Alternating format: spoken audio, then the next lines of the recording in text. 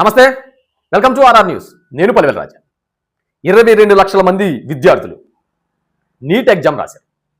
22 లక్షల మంది ఉసురు ఇటు ప్రభుత్వాలు పోసుకున్నాయా, ఇటు ప్రతిపక్షాలు కూడా పోసుకున్నాయి. చాలా దారుణమైన పరిస్థితి. 12 సంవత్సరాలుగా బీజేపీని దేశ ప్రజలందరూ నెత్తిన పెట్టుకున్నారు.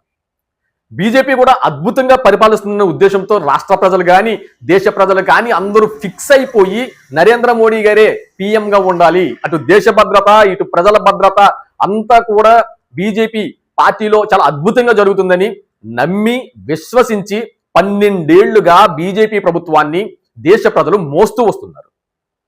అయితే నీట్ ఎగ్జామ్కి వచ్చేసరికి ఈ బీజేపీ ప్రభుత్వం మాత్రం ఫెయిల్ అయ్యింది. ఎందుకు ఫెయిల్ అయింది? గతంలో 2 సంవత్సరాల ముందు కూడా ఇదే సంఘటన జరిగింది. నీట్ పేపర్ లీకేజ్ జరిగింది. మరలా ఈ సంవత్సరం కూడా నీట్ పేపర్ లీకేజ్ మాత్రం జరిగింది. కానీ ప్రభుత్వం ఎక్కడ స్పందించలేదు. ప్రతిపక్షాలన్నా స్పందించాయా? లేదు, కామ్గా ఉన్నారు. అప్పుడే వచ్చింది cockroach Janata party, CJP party. CJP party ఒక ఇన్స్టాగ్రామ్ పేజ్తో స్టార్ట్ అయ్యి ఒక రకమైన అవేర్నెస్ తీసుకొచ్చింది, ఒక రకమైన ఉద్యమం స్టార్ట్ చేసింది. ఢిల్లీ దద్దరిల్లేలా ఉద్యమాన్ని తెరపైకి తెచ్చింది. అయితే ఈ తెరపైకి తెచ్చిన తర్వాత ఇప్పుడు ప్రభుత్వం ఫాస్ట్ ట్రాక్ కోర్టు ఏర్పాటు చేస్తుంది. ప్రతిపక్షాలు వచ్చి అందులో ఇన్వాల్వ్ అవుతున్నాయి. రెండు కూడా అటు ప్రభుత్వాలు కానీ ఇటు ప్రతిపక్షాలు కానీ రెండు రాజకీయం మాత్రమే చేస్తున్నాయి. ప్రజల పక్షాన మాత్రం ఇటు విద్యార్థుల పక్షాన మాత్రం అటు పోరాడేది సిజేపీ పార్టీ ఒకటే. ఎందుకంటే ఒకే ఒక్క పిలుపుతో వందలాది వేలాది మంది పార్లమెంట్ని ముట్టడించడానికి ప్రయత్నం చేశారు, ధర్నా చేశారు. నరేంద్ర మోడీ సైతం దిగి వచ్చి ఇన్స్టాగ్రామ్లో ఎక్స్ వేదికగా ఆయన వీడియో రిలీజ్ చేశారు. ఎప్పుడు కూడా ఇటువంటి సంఘటన జరగలేదు. రైతుల ఉద్యమం జరిగినప్పుడు జరిగింది, దానికి ఒక నాయకత్వం ఉంది, రైతులందరూ కూడా ఉద్యమాలు చేశారు. కానీ ఏ నాయకత్వం లేకుండా మొట్టమొదటిసారిగా జరిగిన ఒక ఉద్యమం అని చెప్పాలి. 22 లక్షల మంది విద్యార్థులు పరీక్షలు రాశారే. 22 లక్షల మంది విద్యార్థుల్లో పరీక్షలు ఎక్కడైతే మరలా పెడతారు అని లీకేజ్ తర్వాత జరిగిన విషయం కోసం ఎంతమంది విద్యార్థులు ఆత్మహత్య చేసుకున్నారు? ఆ విద్యార్థుల ఆత్మహత్యకు ఎవరు కారణం? ప్రభుత్వం కాదా? ఇటు ప్రతిపక్షాలు కాదా?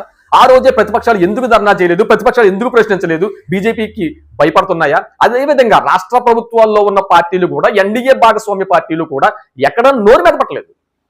ఎప్పుడైతే ఒక ఉద్యమం కెరటంలా లేచిందో, నిరుద్యోగ యువత అవ్వచ్చు, లేదు అంటే నీట్ పరీక్షలు రాసిన విద్యార్థులు అవ్వచ్చు, వాళ్ళ కుటుంబాలు అవ్వచ్చు, ఎప్పుడైతే రోడ్డు మీదకి వచ్చి వాళ్ళ నిరసన ప్రదర్శించారో అప్పుడు ఫాస్ట్ ట్రాక్ కోర్టు ఏర్పాటు చేస్తున్నారు.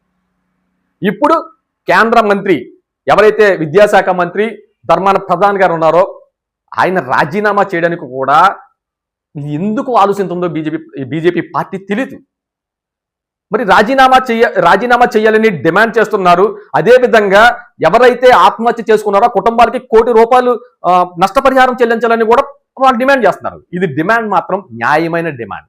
మరి ఈ విషయంలో ప్రభుత్వం ఎందుకు స్పందించట్లేదు? ఎందుకు నత్తనడకగా అడుగులు వేస్తా ఉంది? ఈ రోజు మధ్యాహ్నం 3 గంటలకి దాని మీద ఏదో తెలుస్తారట. మరి చూడాలి ఏ విధంగా జరుగుతుంది ఏంటి. కానీ ఒకటి, ఎవరైతే విద్యార్థులు నష్టపోయారో, ఎవరైతే విద్యార్థులు ఆత్మ బలిదానం చేసుకున్నారో, ఎవరైతే తల్లిదండ్రులకు శోకం మిగిల్చారో అది మాత్రం ఖచ్చితంగా మాత్రం ప్రభుత్వం బాధ్యతే ముమ్మాటికి. అయితే ఇందులో ప్రతిపక్షాలు ఇప్పుడొచ్చి ఆందోళన చేయడం అన్నది మాత్రం కరెక్ట్ కాదు.